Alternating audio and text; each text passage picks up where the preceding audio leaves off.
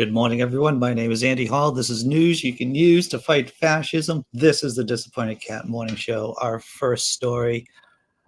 Yeah, it's exactly what you think it is. Kayleigh McEnany wants more Christian babies. It's an overt call out to racist paranoia.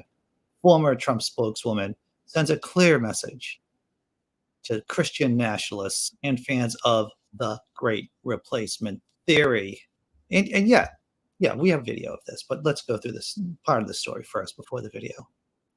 On Monday night, it happened again. Trump's former White House press secretary, Kayleigh McEnany, now a co-host of the Fox News show Outnumbered, called for fighting the forces of darkness by filling the world with Christian babies during an interview with conservative Christian author and activist Kirk Cameron. For the entirety of her public career, McEnany, who was described by those who know her as smart and relentlessly ambitious, has made her faith a prominent aspect of her public persona. Raised Southern Baptist, that's treacherous Baptists. For those of you who don't know, Southern Baptists were the ones who decided to go with Confederacy. So they were pro-slave back in the 1850s, 1840s, 1860s. She often tells a story of how, on the day of her first White House press conference, she calmed her nerves by praying, allowing her to step to the podium with this total serenity that was only made possible because of Christ. Now, before going on with the rest of the story, I just want to point out, if she was serious, if Trumpists were serious about filling the United States of America with Christians, what's the easiest thing that they could do? I'm going to just, what's that? Just allow the floodgates of immigration open, just allow immigrants in from Mexico and South America, since a vast majority of those immigrants are Catholic. And the last time I checked, Catholics are Christian.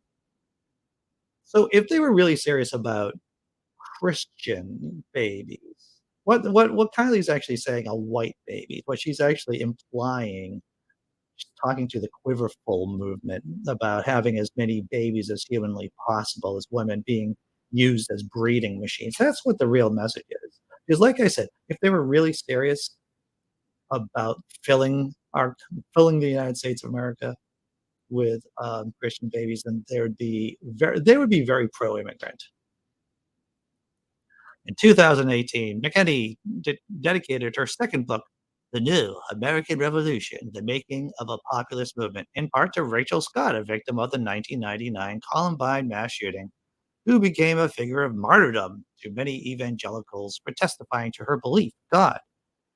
Just before she was murdered, at the time of McEnany's promotion to main spokesperson for the Trump administration, writer and religion historian Peter Mansa, who once taught her at Georgetown University, noted that her new role represented an elevation of a uniquely American strand of faith formed by ideas of religious persecution to the highest levels of U.S. political influence. Yes, you can't have American Christo-fascism without the belief that they are the ones who are being persecuted. What does that sound like again? I don't know why I'm doing this so often today. Well, what does that sound like? Does that sound like Nazis in Germany in the 20s and the early 30s and the mid 30s, that they were the persecuted party that allowed them to persecute others? Yeah, that sounds eerily familiar. In her conversation this Monday with Cameron on his Trinity Broadcasting Network talk show, Takeaways, another such elevation occurred. Amid a discussion of her career and faith, McEnany declared that Christians have got to be bold. No, I'm going to try to use my voice here. Got to be bold. You know, the antidote to darkness is light, and the antidote to a really grim future is filling the world with a lot of Christian babies, who could bring that light to the world. All right, I think you've all been trigger warned enough. Let's take a look at this august scholar. Of biblical truth, that I believe Jesus Christ is Savior, that I believe that Jesus Christ is the way to heaven. I mean, these are my beliefs I've had my entire life. So I understand feeling that way as a Christian, but we got to be bold. You know, the antidote to darkness is light, and the antidote to a really grim future is filling the world with a lot of Christian babies who can bring that light to the world.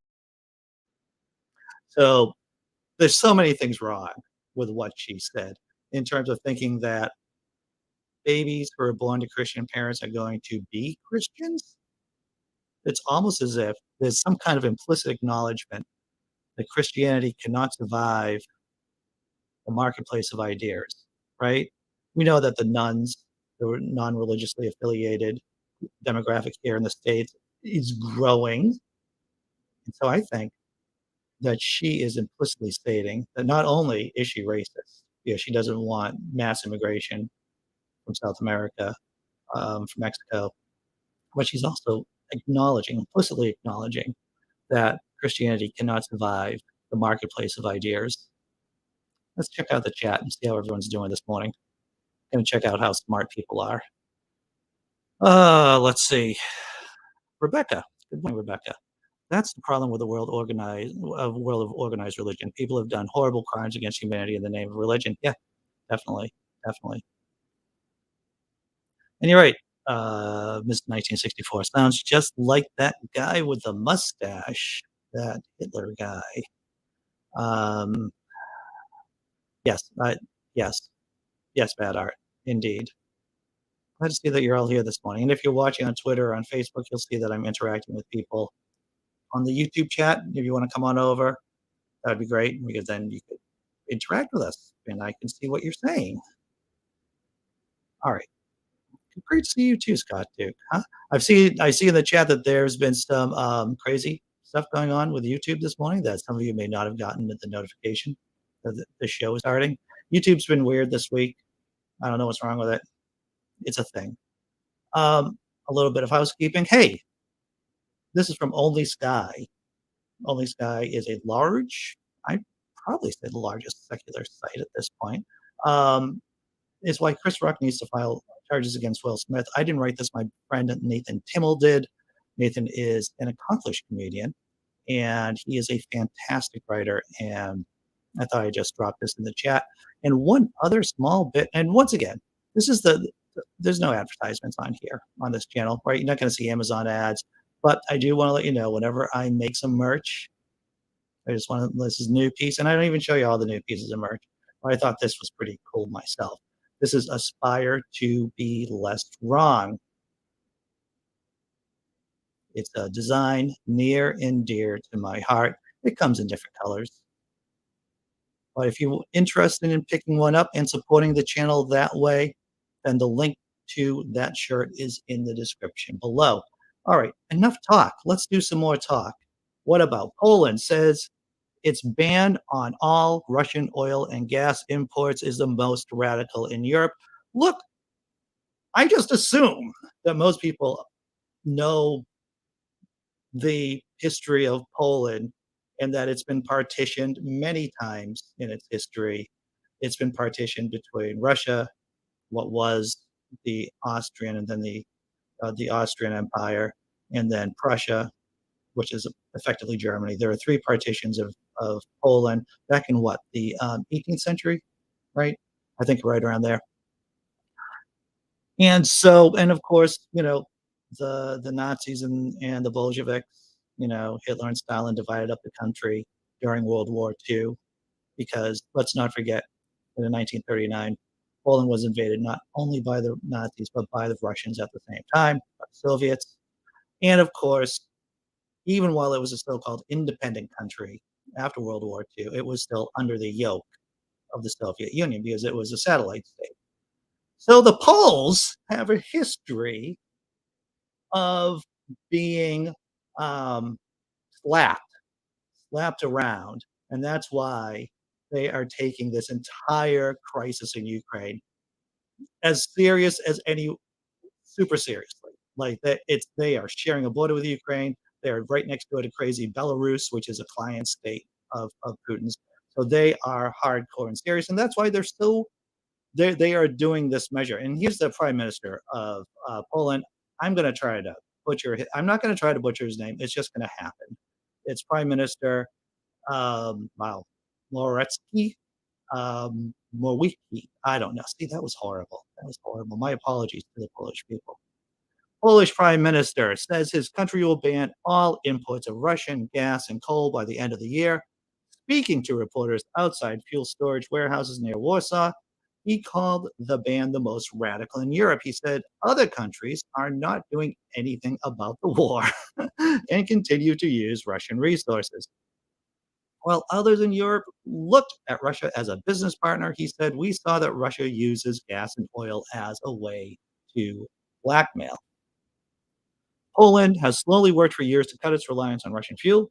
The US, Qatar, and Norway export liquefied natural gas to a newly expanded terminal in that city there, I'm not going to try to pronounce that, in northwestern Poland. The new pipeline bringing gas from Norway is set to open at the end of the year. The prime minister says Poland will also use more renewable energy. One of the bright spots, hopefully, if people aren't stupid, and I know that's a heavy lift, is that this entire mess with the Russians using fossil fuels as a weapon. I would pray. I'm an atheist, everyone, but I would pray that this pushes governments more towards renewable energy. The prime minister singled out Germany, which is heavily dependent on Russian fuel. He urged Germany and other EU countries to follow Poland's lead. Poland plans to stop importing coal from Russia in the next few weeks. It plans to cut off Russian oil and gas by December. Good move, Poland. Hopefully other countries will be taking your lead on this. Greetings. Checking out the chat and seeing, hey, Paul Camish.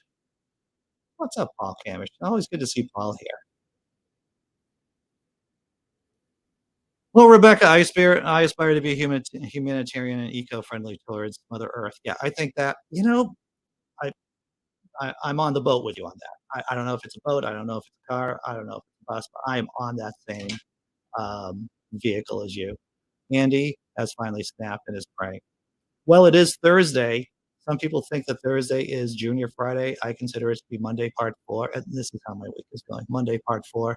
So maybe I have snapped. I don't know. All that being said, this is time for the halftime tummy rub show. Is that what we're doing right now? The halftime tummy rub show? This is where we get to relax a little bit.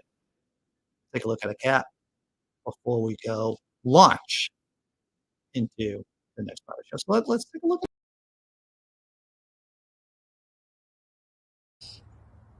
Hi. Hi. Where have you been? Where have you been? Where have you been?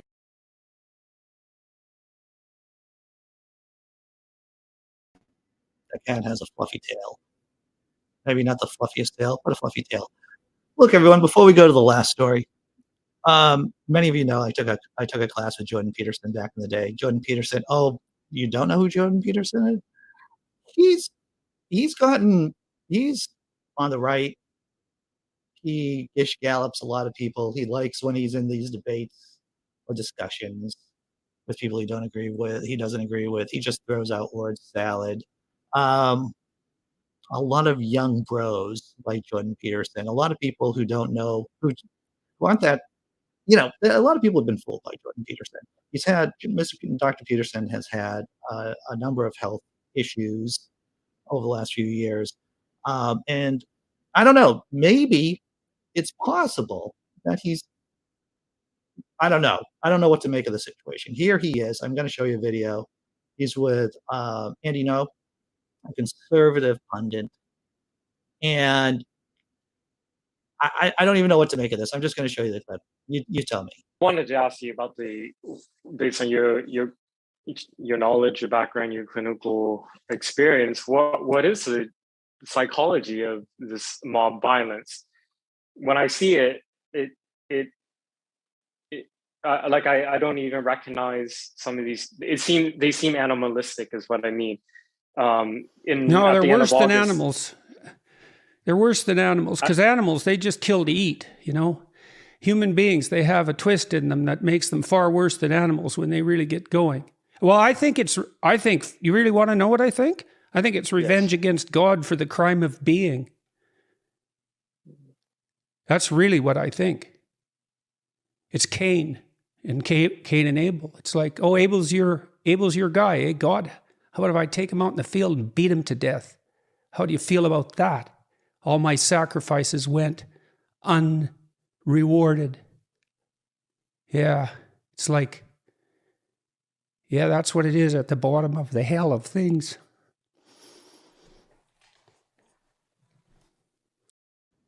So they were talking about Antifa.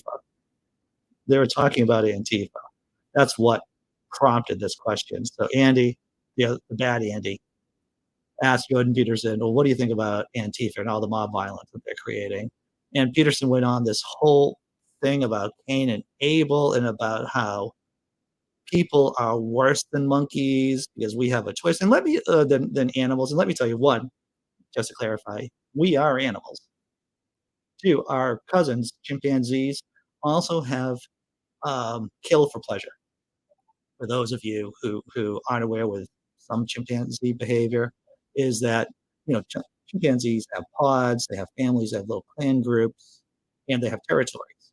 And bands of chimpanzee bros will, look around their territory. They will patrol the territory, and if they see a chimp from another territory, like in a gray zone, in a outside of the territory, they'll just kill the chimp. So our closest cousins kill for pleasure too. And you would think Jordan Peterson knows this. And then he just starts rambling off about Cain and Abel.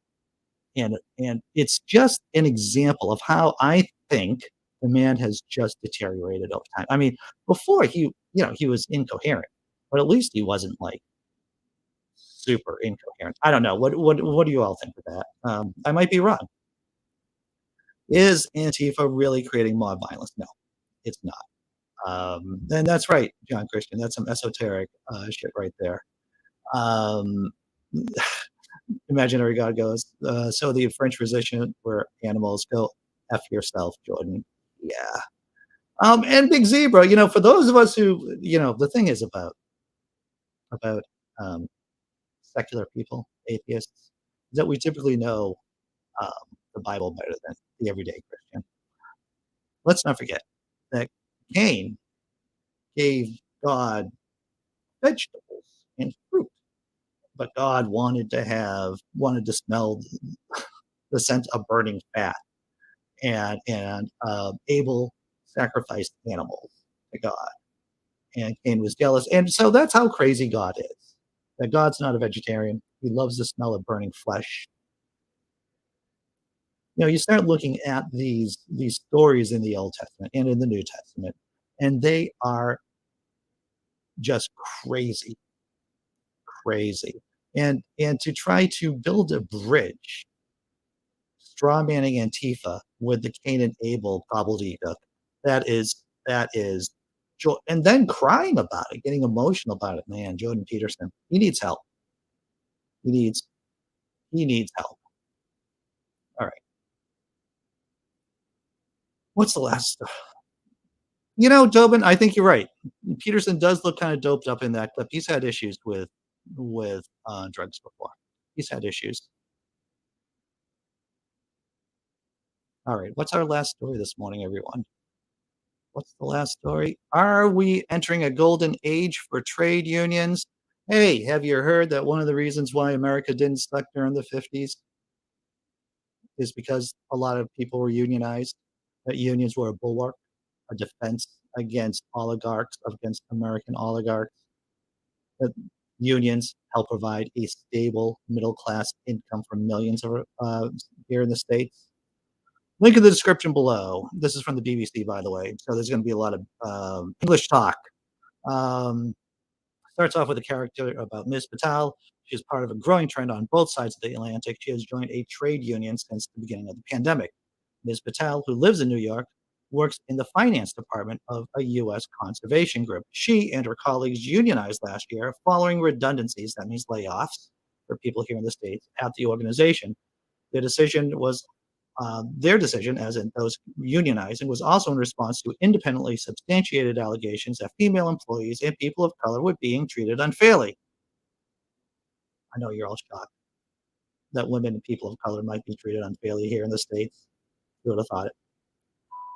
As a woman of color, seeing it put on paper that women of color, have harder time at organization. Paul Camish, thank you very much for the pounds, brother.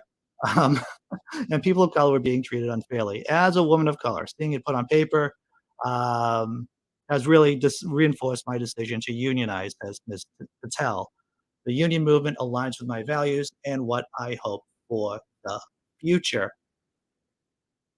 Once again, I just saw that comment. Here we go. Thank you, Paul Camish, for the couple of pounds once again. I need a cup of tea. That's what I need, Paul. I need a cup of tea. Maybe something a little stronger. I don't know. Am I going to go back to the story? I think I will. No, look, everyone. One of the things that you've probably heard me say, if you've been watching this channel for a while, is that whenever there's a large pandemic, whenever there is a plague, certain things happen. One of them is that workers obtain more rights. Workers agitate more. There's also a variety of other behaviors that come up after a pandemic, like people go a little crazy. Maybe people slap other people at the Oscars. There's all kinds of odd, sometimes aberrant behavior that occur after a pandemic. It happened after the bubonic plague. It happened after the Spanish flu. This is just what people do, right? And one of the things that happens is that workers agitate for more rights. It doesn't matter if you're talking about, once again, after the bubonic plague or after this particular plague, or hopefully we're heading towards the end of it, is that workers will strive for more rights. Membership in unions in the UK rose by 118,000 to 6.6 million in 2020, the fourth year in a row. That it increased, woohoo! One of the largest unions, Unite, said in May that tens of thousands had joined up because they were very frightened about the risk of being laid off or redundancy. Across the U.S., the percentage of U.S. workers who belong to a union rose to 10.8% in 2020 from 10.3% in 2019. This was due to disproportionately more non-unionized staff losing their jobs during the pandemic, according to the Department of Labor. It's almost as if being in a union gives workers protections. And while the overall level of U.S. membership remained flat, it increased among workers 25 to 34. Membership from within that age bracket rose from 8.8% of workers in 2019 to 9.4% in 2021. Look, everyone, there's only, as you get older, you will see that there are windows of opportunity in your life. These windows open and that they close. If you're going to push to unionize, this is the time. This is the time. This is the weak point in the oligarchy. That if you're going to agitate for more rights and join a union, this is it. One group of workers that were particularly badly hit by COVID-19 were freelancers. They more than often lost their work more quickly than salaried employees, and they had a harder time getting government support. Paul Constable, a lighting designer, is one of the 70% of theater workers in the UK who work on a freelance basis. When theaters were forced to shut during the pandemic, her income stream disappeared. As a freelance workforce, we were made redundant with no conversation, she says, as I'm a limited company and was able to furlough myself, but I was one of the lucky ones. 65,000 freelancers were initially left with no support at all. Yet while many welcome increased interest in trade unions, there remains hostility among them from some companies, particularly in the US, who do not wish to negotiate with them to overpay and staff conditions. As the BBC reported last year, both Starbucks and Amazon have fought to prevent unionization. I want to just pause here, and that's why no ads on this channel, right? I'm not going to subject you to propaganda from the oligarch. Sure, I'll show you one of my t-shirts every once in a while, but I'm not going to subject you to propaganda from corporate interests here in the States. Other critics of unions question how effective they are at saving jobs. In the UK, the recent high-profile sacking of 800 workers at P&O Ferries being a case in point. That story, it's long. Other stories we covered today, kind of long too. If you want to check them out, links are in the description below, everyone. After party, after show starts at 9:30. Gonna check out the chat one more time. If you want to be on the panel, Link is in the description below. It's on our What's Up Again report. Good morning, Cindy Plaza. Oh, it's good to see everyone here. Paul Camish says, I'm a union rep. I enjoy taking on the management. We definitely improve the workplace. Yep. Good job, Paul Camish. You're doing the Lord's work. I don't know why I said that. Because it's absurd, maybe. Yeah, I will always stand up against racism, sexism, and hate against LGBTQ. Indeed. Good for you, Rebecca. All right, I got to close out the show. Running up against time. Once again, the after party starts at 9:30. Let's do this thing, right? I'll see you later, everyone. Maybe at 9:30, if not tomorrow. These are my 3 cats. 2 of them are extremely intelligent, and the third one is orange.